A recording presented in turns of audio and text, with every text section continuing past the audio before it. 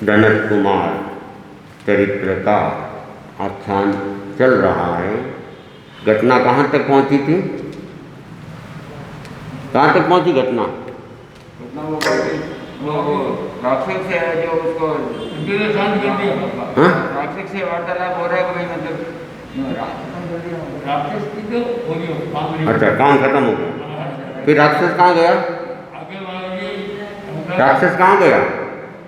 राक्षस नीचे गति में गया, नीचे गति में गया। अच्छा, हाँ, राक्षस ननद कुमार ने राक्षस को खूब समझाया, मान जाओ, इस बाला को तुम छोड़ दो। लेकिन राक्षस के भीतर अपनी शक्ति का अहंकार था, और जब आदमी के अंदर अहंकार की भावना जागृत हो जाती है तो फिर विवेक भूल जाता है, और उसको समझाया भी जाए लेकिन समझ में आती नहीं है। रावण को भी खूब समझाया था, लेकिन रावण के भी समझ में नहीं आया था, राक्षस के भी बात समझ में नहीं आई।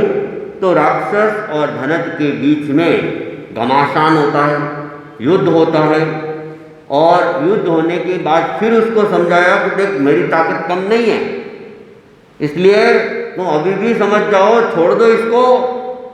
लेकिन राक्षस वो फिर भी नहीं मान रहा था।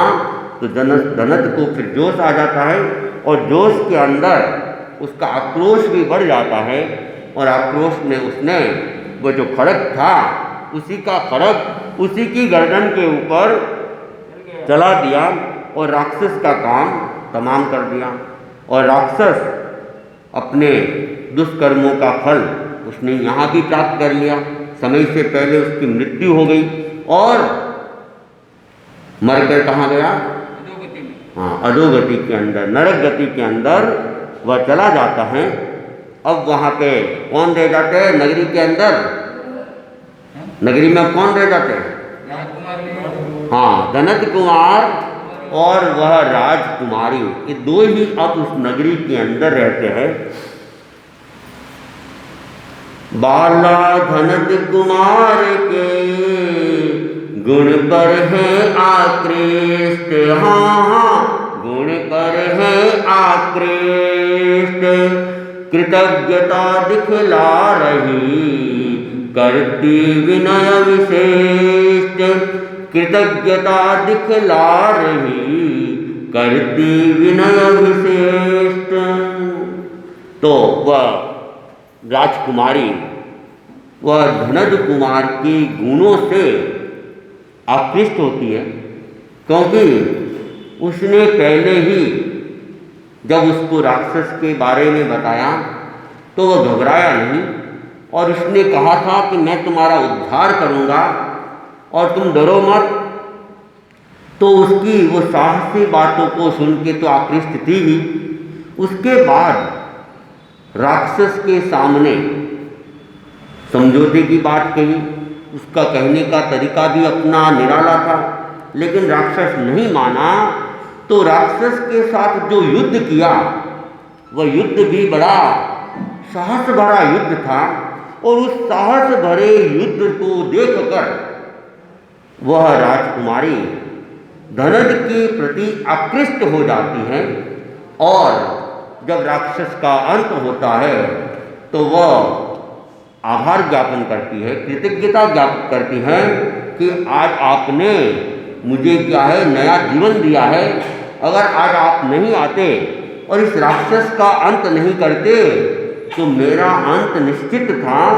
तो वह अपनी कृतज्ञता ज्ञापित कर रही है कि आपने मुझे नया जीवन दिया है, और साथ साथ में विनय भी, विनम्रता भी दिखला रही है, विशिष्ट रूप से विनम्रता दिखला रही है।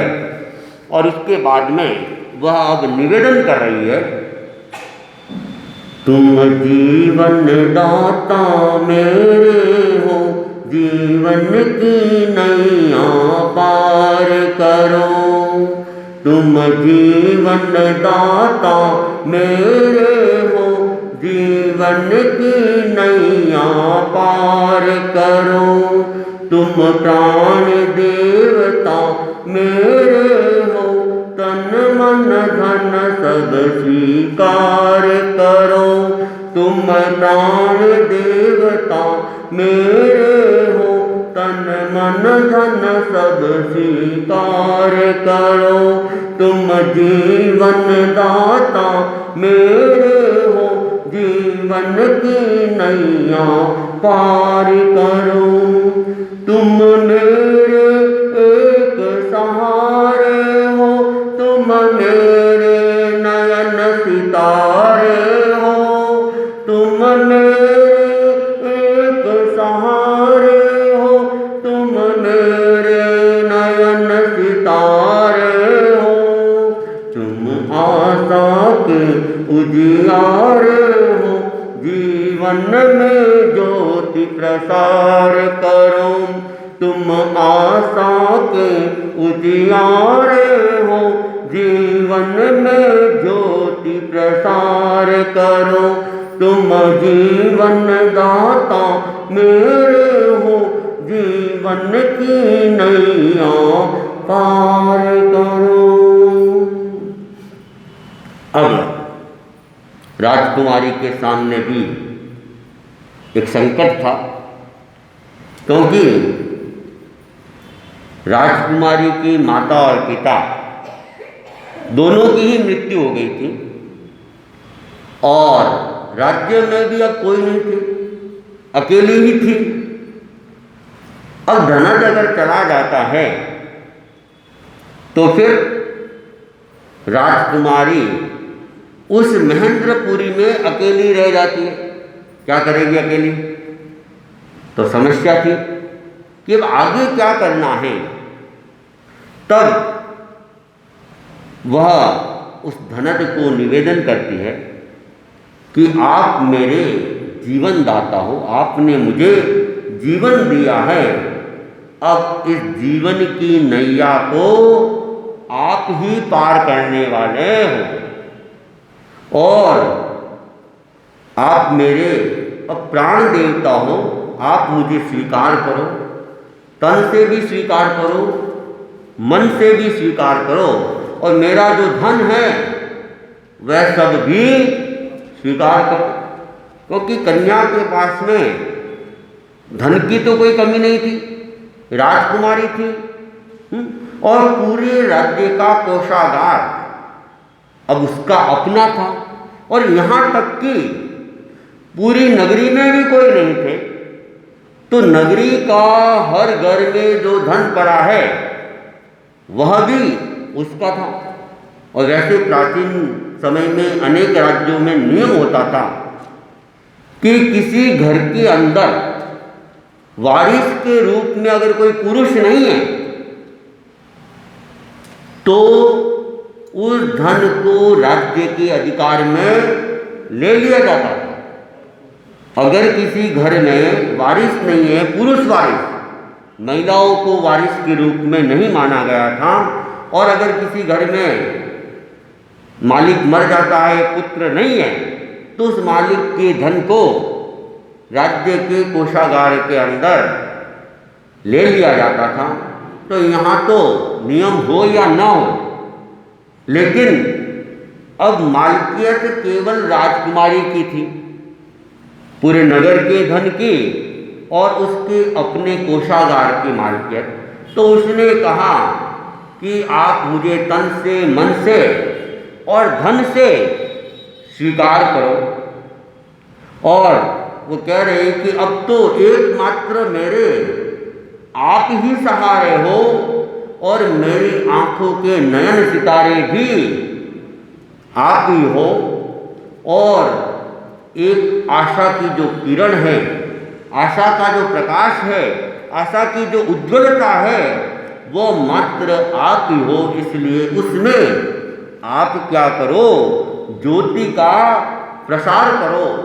इस प्रकार वो बाला विनम्रता के साथ में धनज कुमार को निवेदन कर रही है, क्योंकि और तो कोई निवेदन करने वाला परिवार में था ही नहीं, तो भविष्य का निर्णय भी उसे ही लेना था।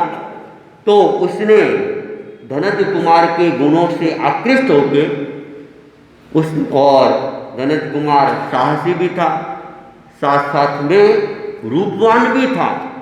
तो उसने देखा ऐसा पति और फिर कहाँ मिलेगा, तो उसने धनत कुमार को मानसिक रूप से पति रूप में स्वीकार कर लिया और उसे निवेदन कर रही है कि अब तो मेरे एक ही सहारे हो, इसलिए आप मुझे स्वीकार करो।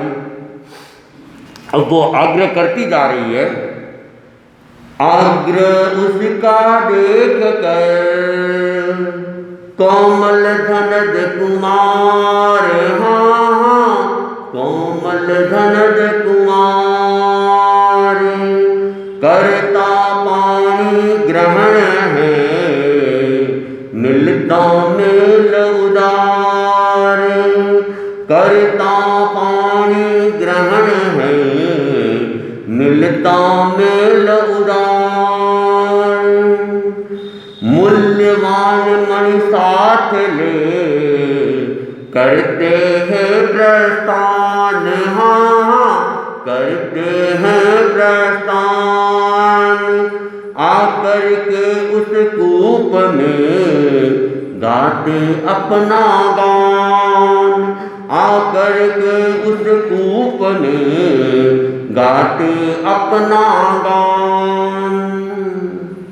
तो धनद कुमार उसकी आग्रह भरी विनती को सुना और अतिरिक्त जब वो आग्रह करने लग गई तो कोमल हृदय धनद कुमार भी पिघल जाता है और पिघल के वो भी सोचने लगता है कि राजकुमारी अब अकेली है और अगर इसको स्वीकारा नहीं तो पता नहीं इसका क्या होगा, इसको तो सहारे की अपेक्षा है और इसका इतना आग्रह है तो मुझे इसको स्वीकार कर लेना चाहिए। और राजकुमारी भी रूपवान थी और उसमें भी अनेक गुण थे, तो उसने भी उसको मानसिक रूप से स्वीकार किया। और वहीं जो देवी का मंदिर था, कौन सी देवी का मंदिर था? चक्रेश्वरी देवी का मंदिर था। उस मंदिर में आ जाते हैं और देवी के सामने उन्होंने क्या किया, पानी ग्रहण कर लिया। एक तरह से गंधर्व विवाह उन्होंने कर लिया, देवी की साक्षी से उन्होंने विवाह कर लिया, क्योंकि और कोई तो थे नहीं, न कोई पंडित था वहाँ जो 7 फेरे खिलाएगा और न वहाँ कोई बाराती वगैरह थे और न कोई आमोद प्रमोद था, दिखावा का भी कोई काम वहाँ पे नहीं था। बस दोनों देवी के मंदिर के पास में जाते हैं और वे देवी की साक्षी से एक दूसरे को वर लेते हैं और एक तरह से कहे कि एक मिलने वाला संबंध वो मिल गया, क्योंकि दोनों की उम्र भी समान थी, दोनों गुणवान भी थे, दोनों रूपवान भी थे, बेमेल विवाह नहीं था। अनेक बार तो क्या है देखा जाता है कि वर की उम्र क्या है, वधू की उम्र क्या है, हाँ? तो ये सब बेमेल विवाह। तो यहाँ बेमेल की बात भी नहीं थी। और अब राजकुमारी के पास धन तो बहुत था, लेकिन करेंगे क्या, उठा के तो लेके जाएंगे तो कितना ले जाएंगे। तो उन्होंने उस धन का मोह नहीं किया। वैसे भी धनत कुमार क्या है, उसको धन का ज़्यादा लालच नहीं था और वो तो जब अपने घर पर भी था धन कमाता था, लेकिन एक नियम बना रखता था कि इतना होने के बाद मैं विसर्जन कर लूँगा, इतने समय तक मेरे ये नियम रहेगा। तो उस नियम के दौरान अगर धन वृद्धि हो जाती तो वह विसर्जन कर देता था। और ये भी देखा गया कि जो व्यक्ति विसर्जन करता है उसके अर्जन भी उतनी ही मात्रा में होता है। और कर्मशास्त्र का नियम भी है, जिसके भाग्य में जितना लिखा हुआ है उतना रहेगा, वो छोड़ेगा तब भी वापस आ जाएगा, क्योंकि भाग्य में लिखा हुआ है तो वो तो रहना ही रहना है। तो धनत कुमार को धन का ज़्यादा लालच था नहीं, तो उसने और सब कुछ लेना तो स्वीकारा नहीं। और जो राज्य के अंदर मूल्यवान मणि थे, उसने देखा ये मूल्यवान मणि ले लेते हैं, ज़्यादा भार भी नहीं रहेगा और संपत्ति भी अपार हो जाएगी। तो उसने हीरे, माणक, मोती, रत्नों में से जो अतिरिक्त मूल्यवान मणि थे उनकी एक गठरी वह बांध लेता है, बाकी उनको भी वह छोड़ देता है। बाकी अनेक बार अगर लालची आदमी होता है तो एक पीस भी छोड़ना उसके लिए मुश्किल हो जाता है। और अनेक घटनाएं तो ऐसी आती है कि व्यक्ति को रत्नपुरी मिल गई और रत्न ही रत्न दिखे तो जेब में भर दिए, इधर भर दिए, मुट्ठी में ले लिए और तो मुंह में भी भर लिए कि जितना ले जा सकते हैं ले जाओ। और उसके बाद भी मन नहीं भरता है। लेकिन धनत कुमार संतोषी जीव था, संतोष वृत्ति वाला था। तो जो संतोषी होता है वह अपने आप ही सुखी होता है। कहा भी है, संतोषी सदा सुखी, दुखी तृष्णावान, चाहे कोई गीता पढ़े चाहे पढ़े कुरान। कि जो संतोषी व्यक्ति होता है वह सदा ही सुखी रहता है। और जो तृष्णावान होता है, लोभ लालची होता है, वह फिर हमेशा ही दुख को भोगता रहता है। प्राप्त होने के बाद भी वह अपना जो नहीं प्राप्त हुआ उसकी कल्पना कर करके वह दुख को मोल ले लेता है। तो धनत कुमार उसके मन में संतोष था, तृष्णा नहीं थी, इसलिए उसने जितना लेना उतना ले लिया, बाकी को छोड़ दिया। और उसकी कोई चिंता भी नहीं कि अरे इतना छूट रहा है, इतना छूट रहा है, इतना छूट रहा है। ऐसी कोई चिंता वह नहीं कर रहा था। और वह अब राजकुमारी को लेकर और वह मणि की पोटली को लेकर कहाँ आता है? वापिस उसी कुएं के अंदर जिस गुफा से वह मंदिर में आया था, मंदिर से वापिस उसी गुफा से कुएं के अंदर आ जाता है। क्योंकि नगरी के चारों तरफ तो क्या था? परकोटा था, रास्ता था ही नहीं। रास्ता एकमात्र कौन सा था? कुएं का ही था। और कुएं से तो वो राक्षस से निकल सकता था, वो जिंदा होता तो वो निकाल भी सकता था, लेकिन उसकी तो दुर्गति हो गई। अब निकाले तो निकाले कौन? फिर भी निकलने का रास्ता जब वही है तो धनत कुमार और राजकुमारी जी वहाँ पे कुएं के पास में आते हैं। और कुएं के पास आने के बाद अब वे देखते हैं तो कोई बाहर से ही कोई आएगा, वही अपने को निकाल सकता है, खुद तो निकलना संभव नहीं है। तो वे लोग वहाँ भी पुकार करने लगते हैं कुएं के बाहर, ताकि कोई इधर उधर घूमता हुआ भी कोई आ जाए और वो आवाज़ सुन ले और निकाल दे।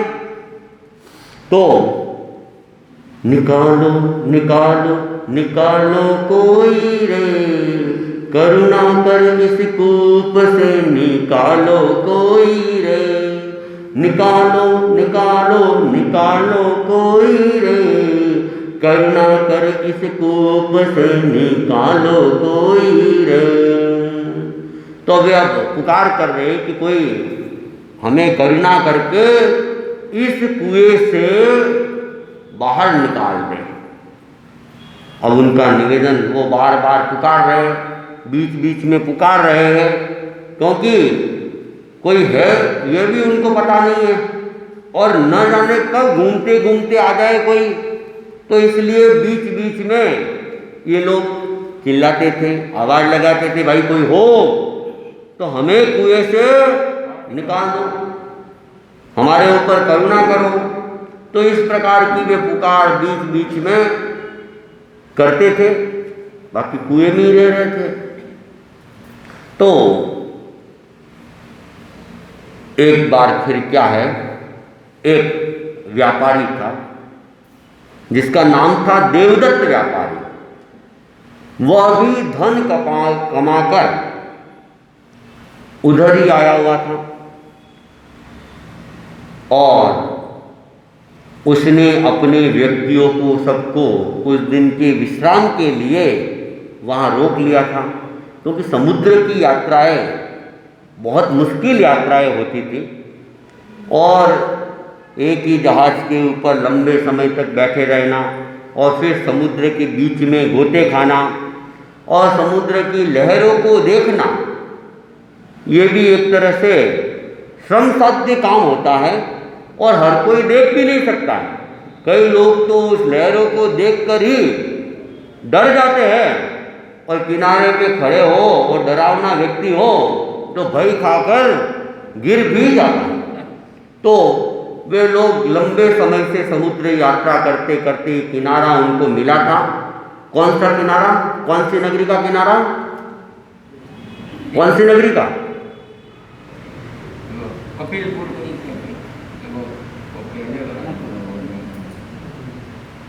ननद कौन सी नगरी से आया था यहाँ पे? कुएं में आया ना। कुएं में आने से पहले कौन सी नगरी में था? स्वर्णपुरी। सोनपुरी, जहाँ ईंटे की सोने बनाई थी ना, ईंटे की सोने बनाई थी, ईंटे की सोने बनाकर वो जाने वाला था। लेकिन सुदत्त ने उसको पहले ही कहाँ गिरा दिया था? कुएं में गिरा दिया था। फिर वहाँ से वो रत्नपुरी में गया था। तो स्वर्णद्वीप जो था, स्वर्णद्वीप, तो स्वर्णद्वीप का वो कुआं था और फिर अंदर से वो गुफा निकलती थी, लंबी गुफा थी और वह रत्नपुरी नगरी के अंदर, तिलकपुरी नगरी के अंदर वह जाती थी। तो अब वह देवदत्त व्यापारी कहाँ आया हुआ था? स्वर्णद्वीप के अंदर आया हुआ था और कुछ दिन विश्राम कर रहा था और उसने क्या है, आवाज़ सुनी कि आवाज़ कहीं से आ रही है, आवाज़ कहीं से आ रही है। तो वो अपने आदमी को बुलाता है, अरे देखो आवाज़ कहीं आ रही है, कौन पुकार रहा है? तो वे लोग आवाज़ की दिशा में बढ़ते बढ़ते कहाँ आ जाते हैं? कुएं के पास में आ जाते हैं। और कुएं के पास में आए तो आवाज़ तो कहाँ से आ रही थी? कुएं में से ही आ रही थी। तो उसने कहा, अरे भाई कौन हो? कोई भूत हो क्या? और तो कौन होगा वहाँ पे? तो उसने कहा, नहीं नहीं, हम कोई भूत नहीं है, हम मनुष्य है और आप हमारे ऊपर करुणा करो और हमें बाहर निकालो। तो उसने पूछा, अरे भूत नहीं हो, मनुष्य हो, तो कुएं में कैसे गिर गए? कुएं में कैसे गए? यहाँ तो और कोई है ही नहीं। तो उसने फिर कहा कि मैं और मेरी पत्नी, हम दोनों हैं यहाँ पे, और पहले तो मेरी जो पत्नी थी वो इस कुएं में गिर गई, तो मोह के वशीभूत होकर उसे बचाने के लिए मैं भी कुएं के अंदर कूद पड़ा। अब हम दोनों ही यहाँ फंस गए हैं, इसलिए आप हम दोनों को क्या करें, निकालें। और इस प्रकार एक फिर वो देवदत्त व्यापारी था, उसने अपने आदमियों को कहा, रस्सा वगैरह डाला और डालने के बाद में दोनों को क्या करते हैं, बाहर निकालते हैं। किस किस को? धनद को और राजकुमारी को, वे दोनों को बाहर निकालते हैं। बाहर निकालने के बाद में उनको थोड़ा विश्राम होने देते हैं, स्नान वगैरह करते हैं और दूध पान वगैरह होता है। उसके बाद में उनको पूछते, अरे भाई इस स्वर्णद्वीप में तो कोई रहती ही नहीं है, आप लोग कहाँ से आ गए, कैसे आ गए और किस प्रकार यहाँ गिर गए? तो वह धनद कुमार, जो कि बुद्धिमान तो था ही, और उसने देखा अनजान व्यक्ति है, अनजान व्यक्ति को राज की बात नहीं बतानी चाहिए, ये नीति शास्त्र का वाक्य है। तो नीति शास्त्र का जहाँ प्रयोग करना होता है वहाँ फिर झूठ, छल, कपट सारे करने पड़ते हैं। और राजनीति का तो नियम ही है कि साम, दाम, दंड और भेद ये नहीं करे तो फिर राजनीति चल नहीं सकती है।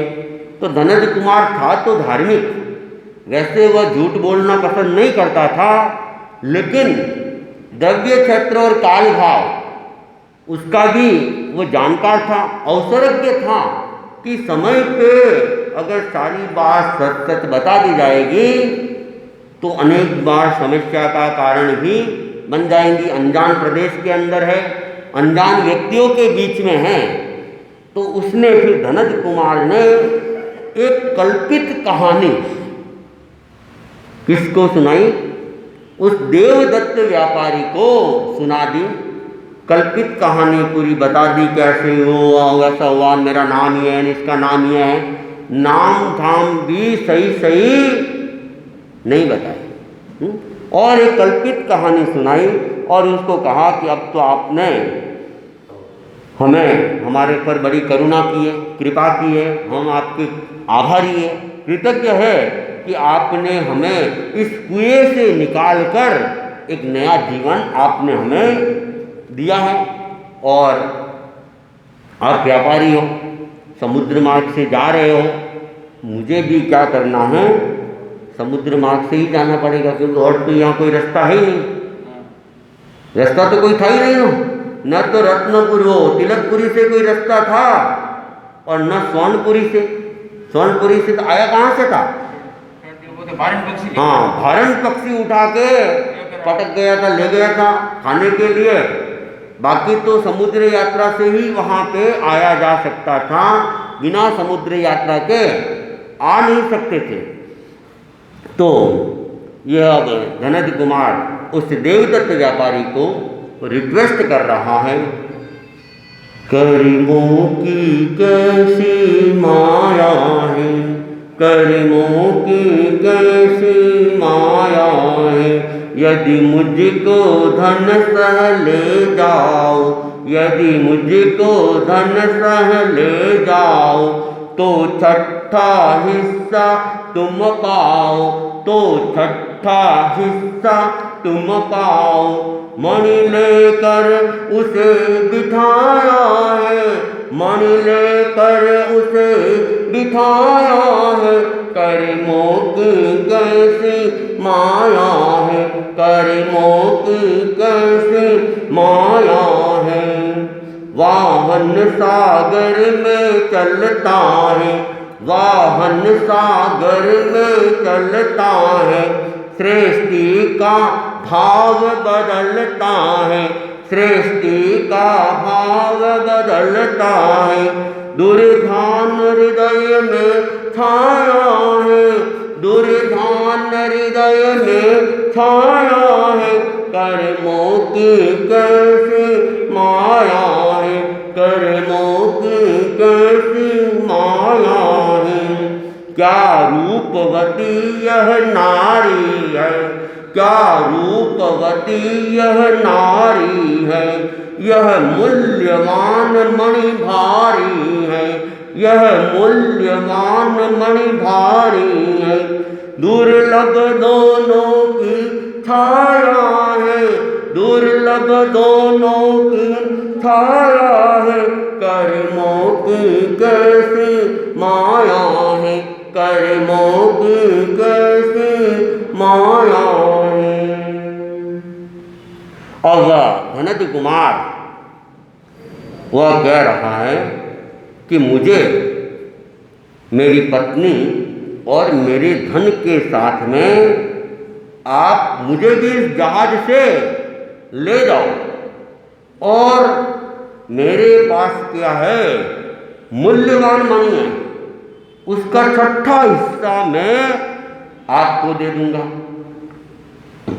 सोने का तो कितना हिस्सा किया था उसने? 25%। लेकिन इसका हाँ, इसका कितना किया था? 20 भी नहीं है ना, छठा हिस्सा है। हाँ, छठा हिस्सा है। तो छठा हिस्सा क्यों? छठा हिस्सा तो ज़्यादा कम हो जाएंगे वैसे तो, लेकिन जो सोने का मूल्य है उससे मणि का मूल्य तो और ज़्यादा होता है। और एक एक मणि कीमती थी, उसने टाल टाल के लेके आया था, तो वो तो एकदम मूल्यवान थी। तो वो छठा हिस्सा भी सोनों की ईंटों के चौथे हिस्से से ज़्यादा हो रहा था। तो उसने कहा कि आप मेरे से छठा हिस्सा ले लेना और मुझे मेरे धन और मेरी पत्नी के साथ आप ले चलो। तो वो तो व्यापारी था, लाभ का सौदा देख रहा था, तो उसने उससे क्या किया, वो मणि ले ली, जो छठे हिस्से की मणि थी वो मणि ले ली और उसको भी जहाज के अंदर बिठा देता है, पत्नी को भी बिठा देता है और फिर वे वाहन से जहाज से रवाना होते हैं। और जैसे जैसे वह जहाज चलता है और वैसे वैसे वो देवदत्त व्यापारी का मन भी चलता है, भाव भी बदलते रहते हैं और अब उसके मन में दुर्ध्यान आने लगता है, भाव बिगड़ने लगता है। वह राजकुमारी के सुंदर रूप को देखता है तो सोचता है, देखो कितनी सुंदर कन्या है, कितनी रूपवान है, और अगर इस धनज का काम खत्म कर दिया जाए तो ये राजकुमारी मेरी हो जाएगी। तो अब उसके भाव बिगड़ने लगते। और दूसरा, जो इसके पास में मूल्यवान मणि है, छठा हिस्सा दिया है, 5 हिस्से और बड़ी कीमती मणि है, और मेरे लिए तो दोनों ही, उनकी छाया भी मेरे लिए दुर्लभ है, प्राप्त करना तो बहुत दूर की बात, उसकी छाया भी अपने आप में मुश्किल से प्राप्त होने वाली है। तो अगर मैं इसको समाप्त कर दूं तो राजकुमारी भी मुझे मिल जाएगी और ये मूल्यवान मणियां भी मुझे मिल जाएगी। तो वह अब ध्यान लगा रहा है, दुर्ध्यान कर रहा है, आर्ट और रुद्र ध्यान कर रहा है, और आर्ट और रुद्र ध्यान के साथ साथ में वो क्या कर रहा है, षड्यंत्र की कल्पना कर रहा है, कैसे किया जाए, किस प्रकार किया जाए, इसकी वह अब तैयारी कर रहा है, योजना बना रहा है। अब वो योजना में किस प्रकार अपने आदमियों को शामिल करेगा और किस प्रकार इस योजना को पार लगाएगा, किस प्रकार धनज फिर संकटों में घिर जाएगा और उस बेचारी राजकुमारी, जो खुद पहले तो माँ बाप मर गए, राक्षस ने दुख दिए, शादी हुई और अभी तो कुछ दिन भी नहीं हुए और फिर ये नई विपदा अब आने वाली है। तो आगे का घटनाक्रम हम आगे सुनेंगे।